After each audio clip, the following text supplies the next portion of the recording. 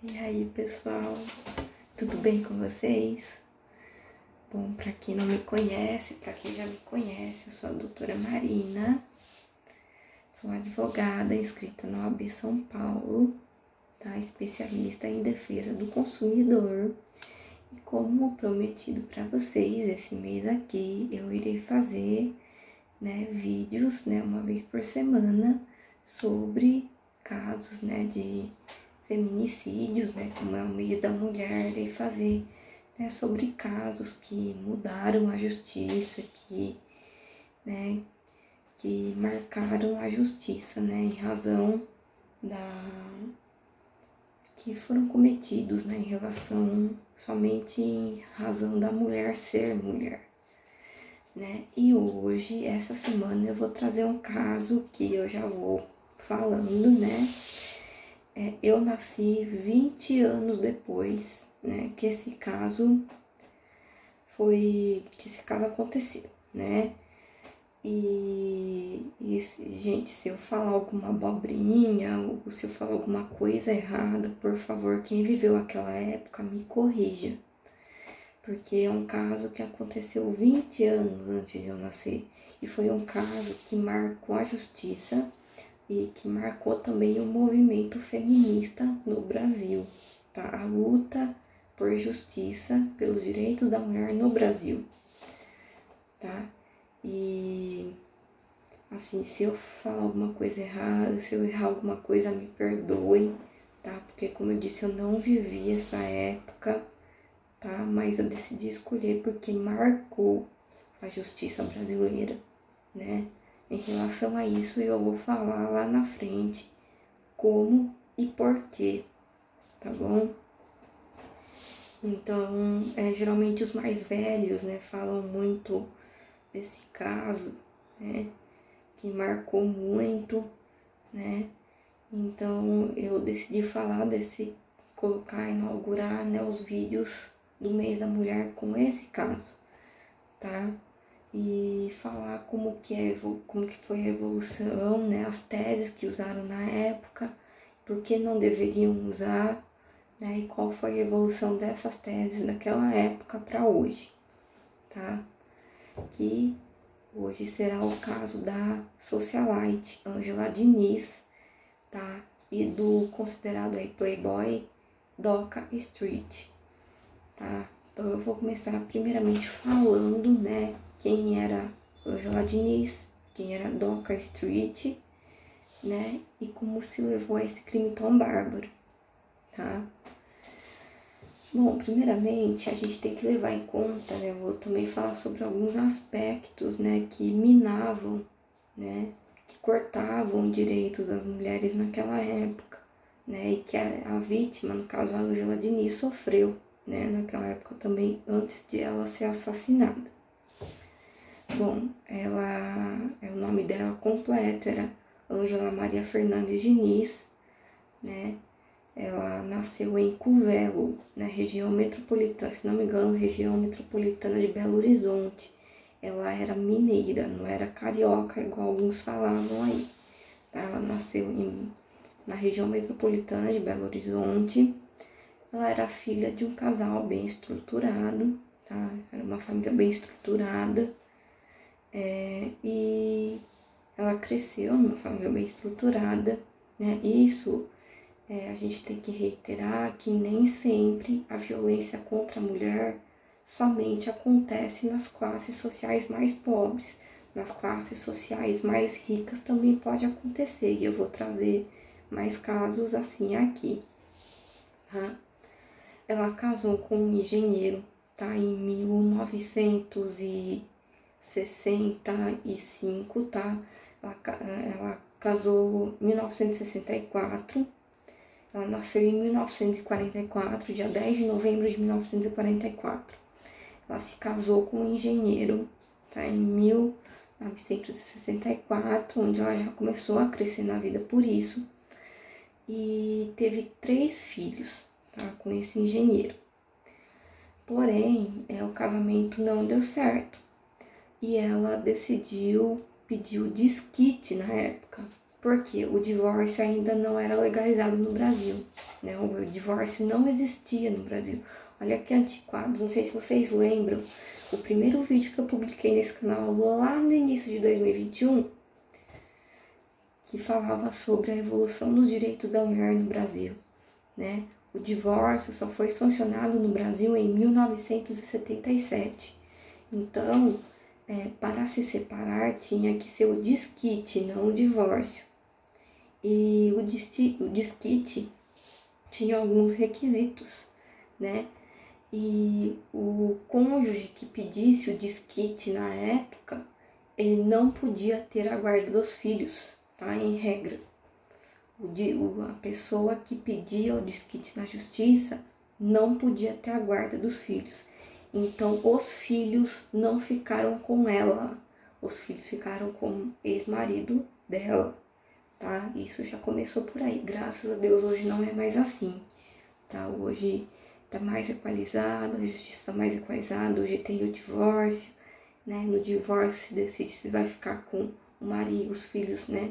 Se vai ficar com o marido ou se vai ficar com a esposa, tá? Então, naquela época já não, naquela época, graças a Deus, né, nessa parte a Ângela Diniz, ela tinha uma cabeça um pouco mais à frente do tempo dela, né? Ela pediu o desquite, mas infelizmente ela não podia ficar com os filhos, porque o cônjuge que pedisse o desquite, né, não ficaria com a guarda dos filhos, né? E para piorar a situação, né, quem viveu essa época, quem quiser comenta nesse vídeo, quem viveu essa época, sabe que mulher desquitada naquela época era muito mal falada, né? E muitas vezes, né, até amigas minhas que são advogadas, que são mais velhas, né, elas mesmo falam, né, que mulheres que eram desquitadas naquela época, eles não chamavam pelo nome, né, eles chamavam de desquitada, desquitada, desquitada, né? Mas graças a Deus, como eu já falei, ela era uma pessoa muito à frente do tempo dela, né?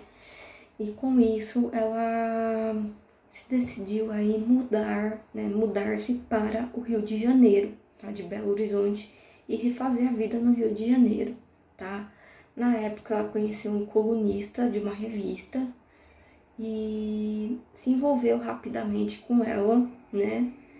E como ela era uma pessoa muito à frente do tempo dela, esse próprio colunista apelidou, né, até o final da vida dela, por mais que eles eles tiveram um caso rápido, mas ele continuou sendo amigo dela, mesmo depois do término, e ele a apelidou de a Pantera de Minas, né, e ela ficou conhecida até o fim da vida dela, né, por esse apelido, a Pantera de Minas.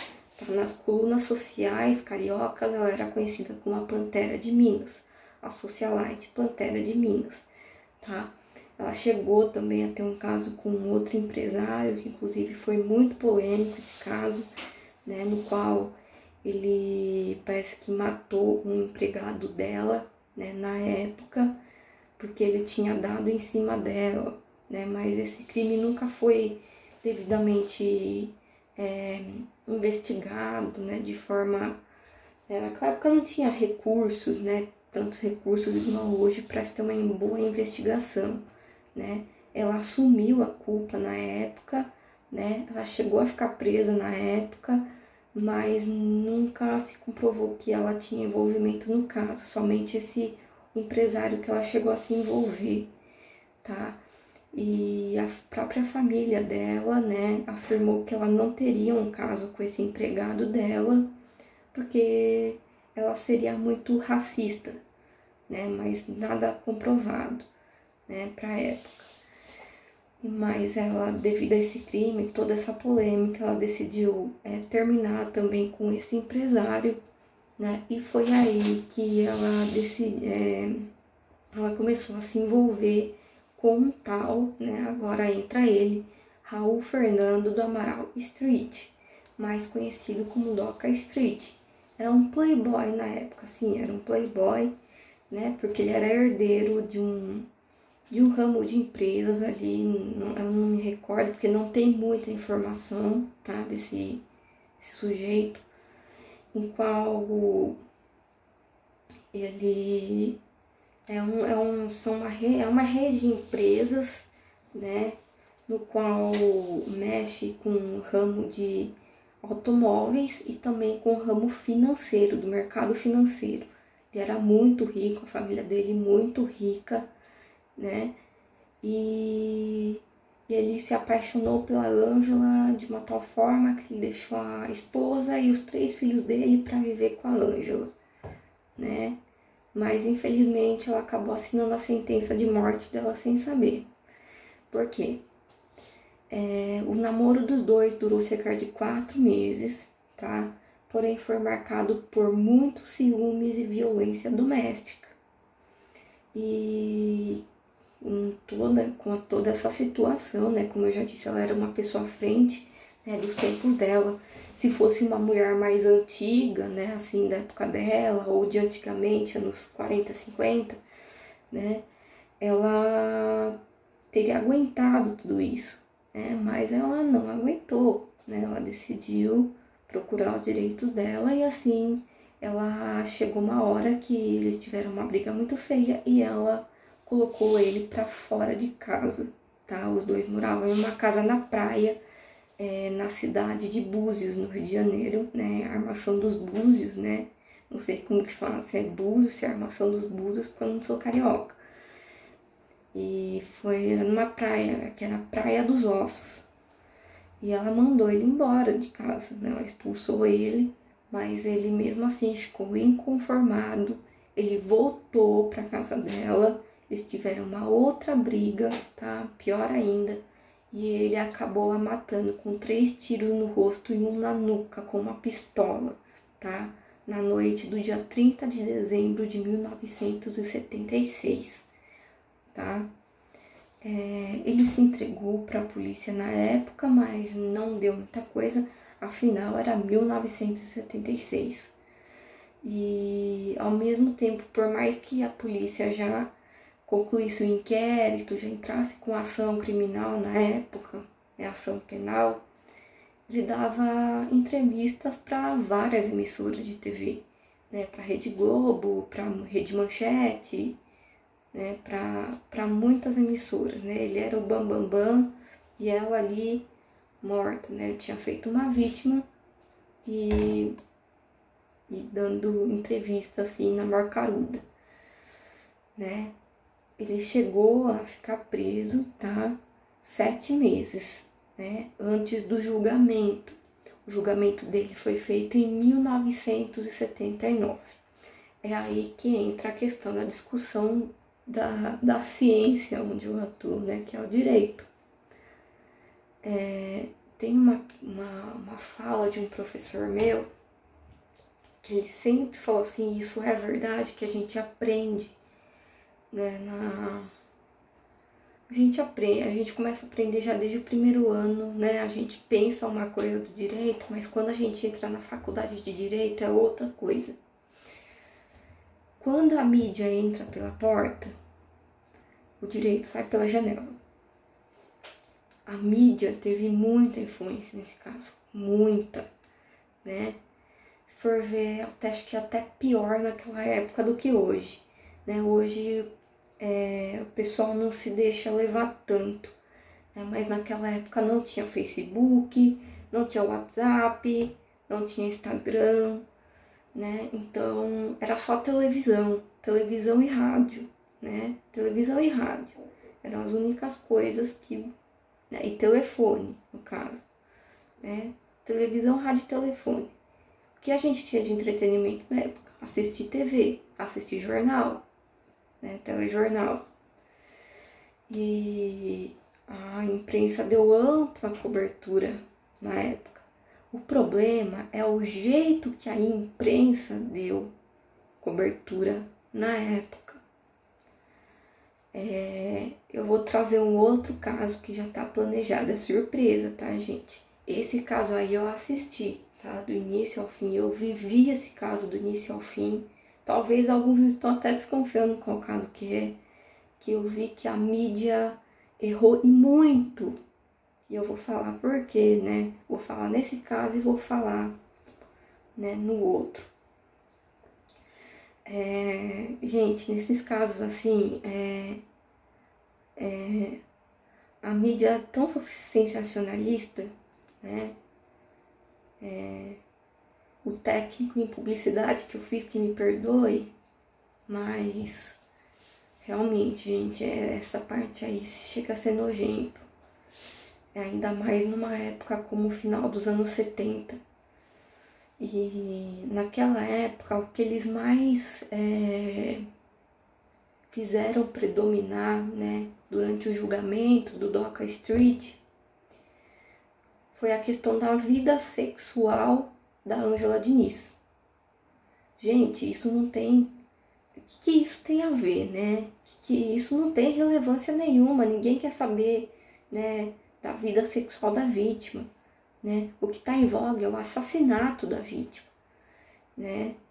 E foi uma cobertura, assim, extremamente machista para a época, que foi considerada muito machista, né? Eles estavam mais falando da vida sexual dela do que da questão do assassinato, como se tivesse alguma justificativa para fazer o que ele fez. E o pior, quando saiu a sentença, né, foi de dar risada, né? Ele foi condenado a 2 anos de prisão na época. Porém, ele já tinha cumprido 7 meses de prisão. Ele ganhou um sursis, tá? Para quem não sabe o que é sursis, ou na linguagem, né, correta, que é no francês sursis, né? Que nem eu sei falar direito, porque eu não sou criminalista. É tipo uma suspensão condicional da pena, né? Uma atenuante da pena, né? No qual ele acabou saindo aí em liberdade, ou seja, saiu pela porta da frente do fórum, dando risada da justiça. Porém, principalmente as mulheres do nosso Brasil se revoltou muito, e isso fez com que o movimento feminista do Brasil aumentasse, tá? E inclusive tem um lema, e esse lema é usado até hoje nos casos de feminicídio aqui no Brasil, que é o lema: quem ama não mata. Então, os movimentos feministas resolveram fazer uma vigília, uma mobilização social em todo o país, tá? Pedindo um novo julgamento, tá? E agora vou falar uma coisa, isso acho que o pessoal que é mais velho com certeza vai lembrar disso. E isso ainda hoje, né, mas graças a Deus, não está sendo mais discutido pelo STF, que a questão que foi a tese usada, inclusive, no julgamento de 1979, que foi a tese da legítima defesa da honra. A legítima defesa da honra foi muito usada, né? Desde 1940, que quando se criou o Código Penal Brasileiro, até aquela época, né? Na maioria dos casos em que homens matavam mulheres, eles alegavam legítima defesa da honra e muitas vezes saíam absolvidos ou tinham uma pena ínfima e saíam pela porta da frente, obviamente, né? Esses tempos atrás o STF chegou a discutir a legitimidade dessa tese, né? Porque tinha advogados que ainda usavam, mas declarou inconstitucional, totalmente inconstitucional, e hoje essa tese não pode ser mais usada, tá? E graças a Deus, né? Que assim, a legítima defesa da honra foi evoluindo para crimes passionais, né? E depois a questão do feminicídio, né? Graças a Deus mudou completamente.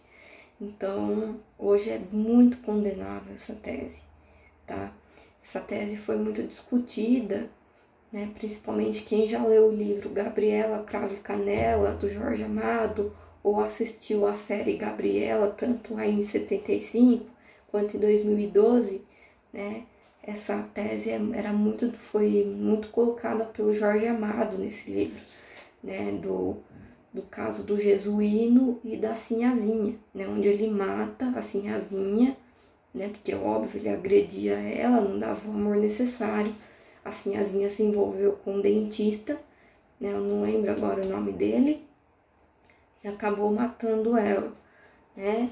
Mas no final do livro ele é condenado, tá? Então ele usou essa tese, mas foi condenado, né? Pelo menos nessa parte aí é ótimo. Mas essa tese foi muito usada durante muito tempo. Essa tese foi usada e essa tese foi usada no julgamento desse caso, né? Por isso que ele saiu pela porta da frente com apenas 2 anos, né? E teve a pena suspensa porque já tinha cumprido quase metade da pena, tá? Isso fez com que os movimentos feministas explodissem no Brasil. Isso foi um pouco antes da Lei Maria da Penha, tá? Porque a Maria da Penha, ela entrou com as ações de 83, né?